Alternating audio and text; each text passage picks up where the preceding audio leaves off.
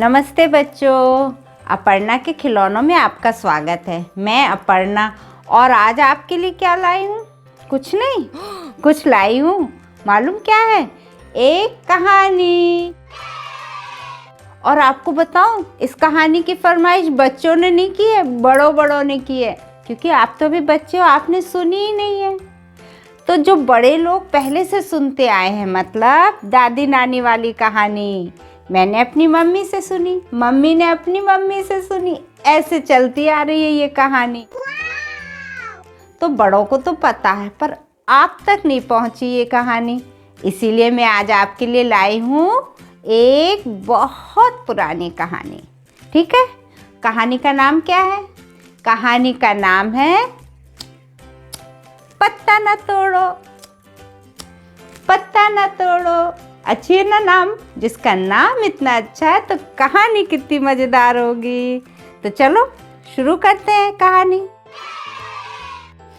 तो क्या हुआ, एक बार की बात है, बहुत पहले की बात है, पुराने जमाने की, जब राजा महाराजा होते थे। तो एक राजा था, उसकी शादी होने वाली थी। तो वो राजा ना पूरा सबका बहुत फ्रेंडली था, सबका दोस्त था। उसने सारे लोगों को अपनी शादी में बुलाया, अपने आस पड़ोस के पड़ोसी राज्यों को भी बुलाया, दूसरे राजाओं महाराजाओं को बुलाया, अपनी सारी प्रजा को भी बुलाया। यहाँ तक मालूम, उसने जंगल के जानवरों को भी इनवाइट किया। भाई शेर महाराज, हमारी शादी में ज़रूर आना। शेर महाराज बोले, हाँ ज़रूर आऊँगा।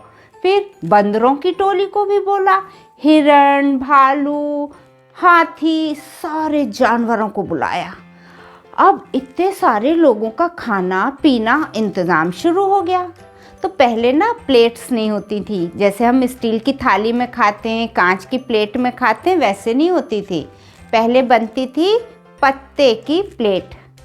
तो पत्तों को ऐसे ऐसे जोड़ के लकड़ी से उससे इतनी बड़ी प्लेट बनाते थे और इतनी सी कटोरी बनाते थे और उसी में खाते थे। राजा बोला, भाई मंत्री जी, इतने सारे लोगों को खाना खाना है तो सबका इंतज़ाम तो अच्छा करना होगा। भाई शेर लोगों के लिए अलग से एनिमल्स लाओ, जानवर, वहाँ वो लोग वो खाएंगे। आदमियों के लिए अलग से खाना लाओ, मिठाइयाँ बनवाओ, और हाथियों के लिए अलग से, सबका इंतज़ाम करो। तो मंत्री बोले, बहुत सारी प्लेटें भी तो चाहिए होंगी। बोले, हाँ हाँ, जाओ जंगल से पत्ते तोड़ लाओ। राजा ने अपने आदमी भेज दिए, जाओ भाई जंगल से पत्ते तोड़ लाओ।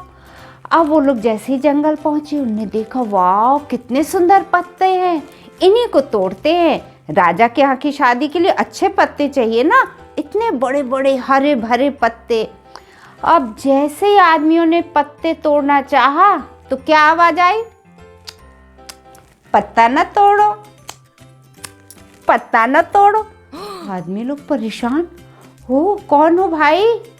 भाई कौन हो? आ जाओ प्लीज, क्यों ना पत्ता तोड़े हम, बताओ तो जरा।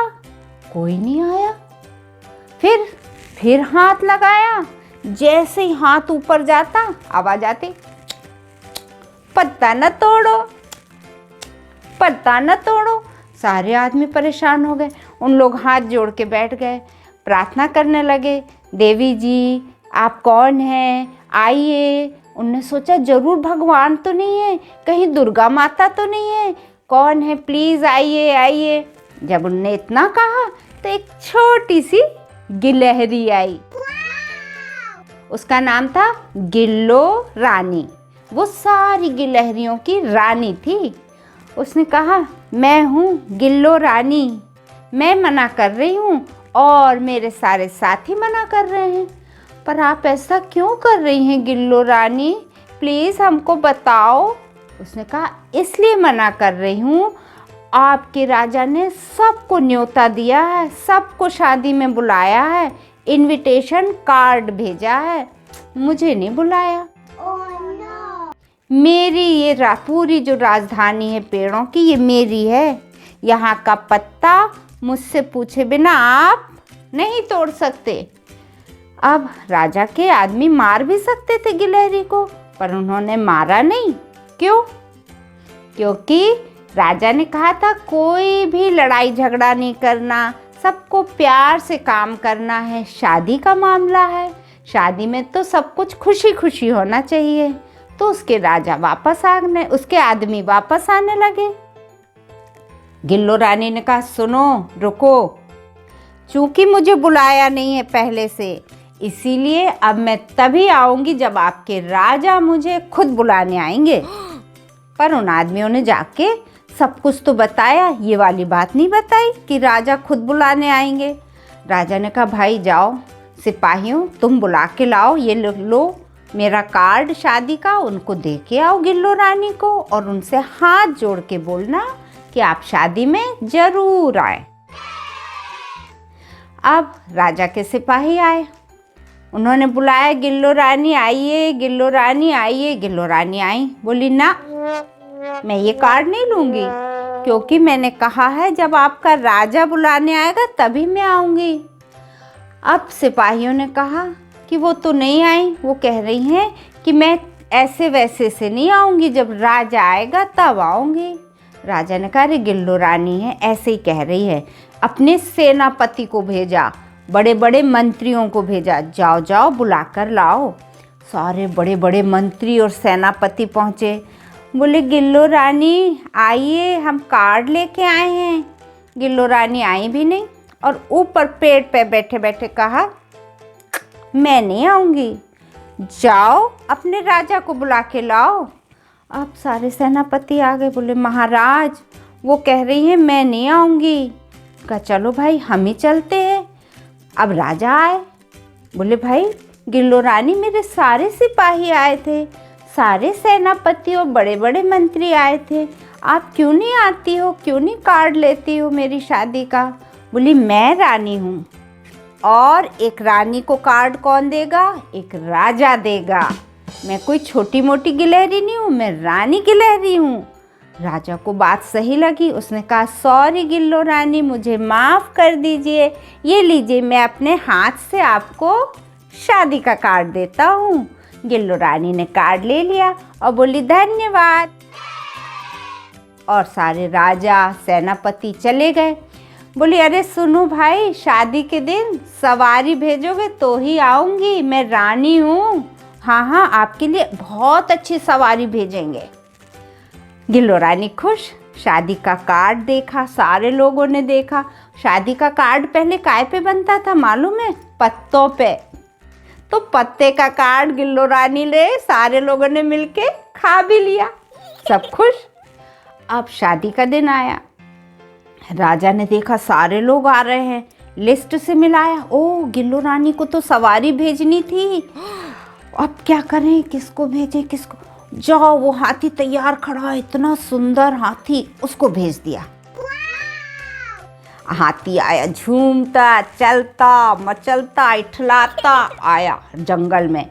उसको चलाने वाला एक, हाथी को चलाने वाला एक चालक होता है ना, वो उसके ऊपर बैठा था। उसने आवाज़ दी, गिल्लो रानी आपको ले जाने के लिए राजमहल से देखिए कितनी सुंदर सवारी आई है, इतना बड़ा हाथी आया है। गिल्लो रानी ने देखा, हाथी देख के डर गई, ये क्या है, इतना ऊंचा पहाड़, मैं नहीं जा सकती। उसने कहा, धीरे से नीचे आई, झांकी पत्तों में से, बोली अरे हाथी जो चलाता है ना उसको कहते महावत। अरे महावत भैया सुनो, ये इस पे मैं नहीं जाऊंगी। बोले क्यों? बोली ई पहाड़वा पे ना बैठूं, ई पहाड़वा पे ना बैठूं, मतलब इस पहाड़ पे मैं नहीं बैठूंगी, मुझे डर लगता है। तो राजा से कहो कुछ और भेजेगा। महावत आ गया, उस लेके अपना वापस हाथी। बोली महाराज वो तो गिल्लो रानी तो छोटी सी है, हाथी में बैठने से डर रही थी, कुछ और ले जाऊं? बोले अच्छा ऐसा करो, ऊंट ले जाओ। अब ऊंट आया, गिल्लो रानी आ जाओ। गिल्लो रानी ने फिर झांका पत्तों में से, हाँ ये क्या है, इसमें तो फिसल पट्टी बनी है, स्लाइड, इस पे बैठूंगी तो फिसल जाऊंगी। बोली इस फिसलना पे ना बैठूं, इस फिसलना पे ना बैठूं। वो फिर वापस आ गया। बोला महाराज वो तो इस पे भी बैठने से डरती, कहती इसमें तो ये फिसल पट्टी बनी है, स्लाइड बनी है, मैं इस पे नहीं बैठूंगी। अच्छा ऐसी बात है, फिर क्या भेजूं क्या भेजूं? घोड़ा, घोड़े में ना फिसलनी है ना ही घोड़ा पहाड़ जैसा है, सही रहेगा। अब घुड़सवार लेके गया घोड़े का, जंगल में पहुंचा। गिल्लू रानी, राजा ने आपके लिए सवारी भेजी है, आ जाओ। गिल्लू रानी ने फिर पत्तों में से झांका। ये क्या, ये तो इतनी तेज दौड़ता है, मैं तो इस पे से गिरी जाऊंगी। जब ये चलता है तो पेड़ों की पत्तियां तक हिलने लगती हैं। तो क्या बोली, घुड़सवार भैया, घुड़सवार भैया, मैं इस पे नहीं जा सकती। बोला क्यों, क्या हुआ? ये तो पहाड़ जितना भी नहीं है, इसमें तो फिसल पट्टी भी नहीं है, आप क्यों नहीं जा सकते? इस सरपटिया पे ना बैठो। बोले आप ऐसे क्यों बोल रही हो, इतना क्यों कांप रही हो? बोले जब आपका घोड़ा आया ये पेड़ तक हिल गया, इतना तेज चलता है, ऐसे सरपट सरपट सरपट, मुझे तो डर लगता है, इस सरपटिया पे ना बैठूं। घुड़सवार वापस घोड़े को ले गया। अब तो राजा को थोड़ी गुस्सा आ गई, शादी थी, गुस्सा नहीं करना चाहता था, फिर भी आ गई। तो उसने कहा क्या करूं भाई, मंत्रियों कुछ सुझाव दो, मुझे गुस्सा आ रहा है। उनका ऐसा है, गिलहरी छोटी है, आप एक छोटा सा सुअर का बच्चा भेज दो, पिग, छोटा सा पिगलेट। उन्होंने कहा पिगलेट तो थक जाएगा, पिग भेज देते, सुअर भेज देते हैं। कहा जाओ एक सुअर को ले जाओ। तो एक आदमी एक सुअर लेके आया। जैसी गिल्लू रानी ने देखा, खुश डांस करने लगी। जय तो चाहने तो, जय तो चाहने तो, मतलब यही तो चाहिए था, यही तो चाहिए था। गिल्लू रानी खूब सुंदर सा तैयार हुई, अपना मुकुट पहना, महारानी जो है, और पत्तों से बना था उसका मुकुट, और अपना धीरे धीरे पेड़ से उतरी और ऊपर से थोड़ा सा ऊपर से जंप करके सुअर के ऊपर बैठ गई। सुअर उसको लेके आ गया शादी में। कितनी सुंदर शादी, देख के बहुत खुश हुई। सारे लोग खूब खाना खा रहे थे, गिल्लू रानी को भी खाना आया। इतने बड़े बड़े लड्डू, राजा के यहाँ के लड्डू थे, छोटे मोटे नहीं थे, इतने बड़े बड़े। अब गिल्लू रानी के सामने लड्डू आ गए, जितना बड़ा लड्डू उससे छोटी गिल्लू रानी। गिल्लू रानी ऐसे गई, ऐसे ऐसे, कहाँ से खाऊं? उसने ऐसे करके अपने मुंह से उसको ऐसे धक्का दिया तो थोड़ा सा लड्डू खिसका। वो ऐसे ऐसे गई, राजा से बोली ई पत्थरवा को कौन खाए, ई पत्थरवा को कौन खाए? राजा बोला मतलब? बोले मतलब ये पत्थर जितना बड़ा, चट्टान जितना बड़ा है, मैं इसको कैसे खाऊंगी? राजा ने कहा हाँ बात तो सही है, छोटी सी गिल्लू रानी और इतना बड़ा लड्डू, गिल्लू रानी कैसे खाएगी? गिल्लू रानी के लिए बर्फी लेके आओ। बर्फी आ गई, इतनी बड़ी बड़ी सुंदर सुंदर बर्फी, उसमें चांदी के वर्क लगे हुए थे, चम चम चम चम कर रही थी। बर्फी आ गई, आइए गिल्लू रानी, महारानी जी आइए बर्फी खाइए।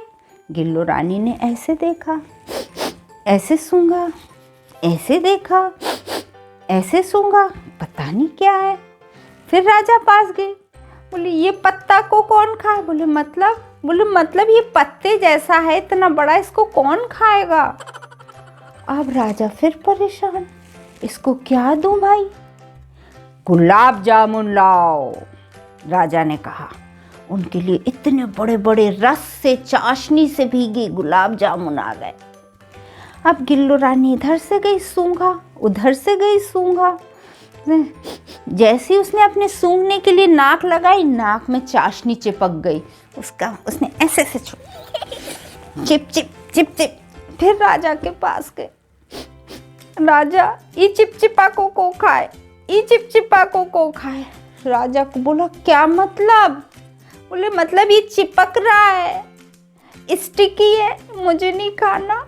अब राजा को फिर गुस्सा आने लगी। राजा बोले क्या करें क्या करें, मंत्रियों से कहा, उन्होंने कहा आप चिंता नहीं करिए महाराज, हम ध्यान रखेंगे गिल्लो रानी का। तब तक में सारे लोग खा चुक रहे थे। उनके जो ढेर सारी पत्तलें थी ना, वो एक जगह ढेर लगी थी। गिल्लो रानी ने जैसे ही देखा पत्तलें, उसकी खुश, वो तो पत्ते खाती थी ना, खुश हो गई। अब उसमें कहीं कहीं नट्स भी लगे थे, गिल्लो रानी नट्स भी खाती है। मंत्रियों ने देखा गिल्लो रानी खुश हो रही है पत्ते देख के। उसने कहा आइए गिल्लो रानी, आपके लिए ये भोजन है। जैसे गिल्लो ने देखा इतनी सारी पत्तले, इतने सारे उसमें लगे हुए नट्स, खुश हो गई और जल्दी जल्दी खाने लगी और अपने सारे दोस्तों को भी बुला लिया।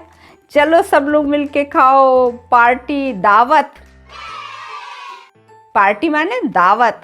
सब दावत खाने लगे और चारों ओर घूम घूम के गिल्लो रानी डांस करने लगी। जय तो चाहने तो, जय तो चाहने तो, मतलब यही तो चाहिए था, यही तो चाहिए था। तो समझे कुछ बच्चों, जो जैसे में रहता है उसको वही अच्छा लगता है। अगर आप उसको लड्डू दोगे तो अच्छा नहीं लगेगा, क्योंकि उसको तो पत्ते अच्छे लगते हैं। ठीक है ना बच्चों, कैसी लगी कहानी? बहुत अच्छी ना, बहुत पुराने ज़माने की कहानी है। ठीक है, भूलना नहीं, हर बुधवार अपर्णा के खिलौने। Bye bye.